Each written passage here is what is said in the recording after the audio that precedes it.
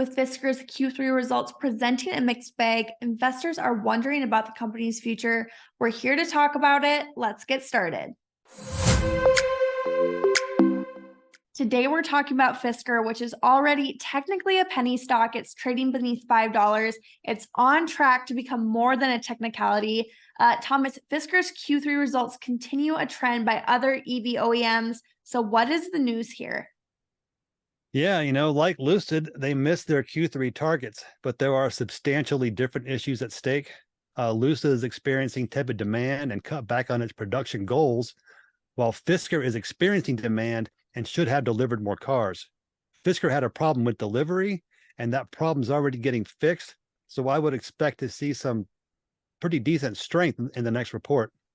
All right, so let's discuss the actual Q3 results here. They were enough to cause a double take for many. Revenue missed the consensus estimates. So what was the cause for the shortfall? Is there hope for investors here? Yeah, the revenue miss was substantial. Revenue was about 45% below consensus with a much worse than expected loss. Again, those numbers are due to delivery issues and are not a fundamental issue with the business. This Q3 report also included an update for Q4 that shows October deliveries are already above the entire Q2 delivery, which means that Q3 is going to see a substantial ramp in revenue and a much smaller loss than in Q3. Okay, so inventory is up significantly compared to last year. Production and deliveries are ramping. Cash flow is, of course, expected to improve, and operating losses are going to narrow. So can investors expect profitability? But other than that, is there a downside to this? Well, right now, the downside is called a material weakness in accounting standards. This is a reason I'm sure of why the CAO left the company so suddenly last month, and it's why the company delayed its filings. Those words mean that there were insufficient action taken to ensure accurate reporting, and that means that the results and even its financial condition could be a lot different than what the market thinks right now. So we have improvements on the way, but right now we're waiting for the company to get past this hurdle so we know where the baseline is. All right, so despite some of the good news for a bright future here, share prices are continuing to trend lower. I mean, we saw the stock fall 20% following the Q3 release. It might just continue to fall. Thomas, tell us more about this decline. Yeah, Fisker shares are in a definite downtrend and hitting new lows.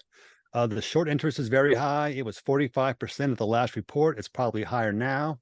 There's also some dilution to consider. The company bolstered its balance sheet, but it did that with convertible debt that is more likely to be converted than not. So for now, I think this stock will stay in a downtrend.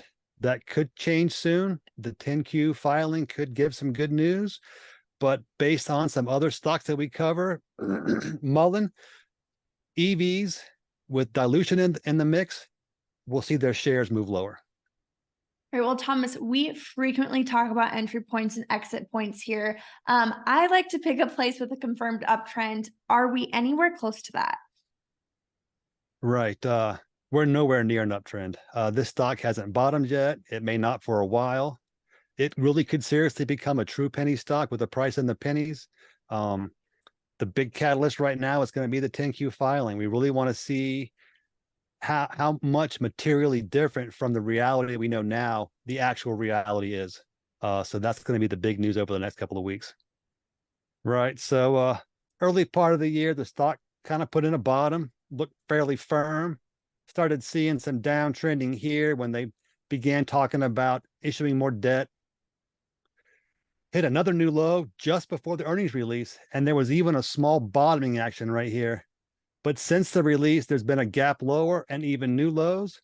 So I think that this stock is just going to continue to wallow at these levels or even move lower. It really just depends on how that 10Q news comes out.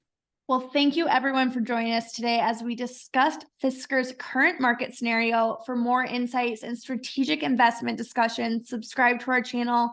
Let us know what companies or market topics you want to hear about next. Thanks, Thomas.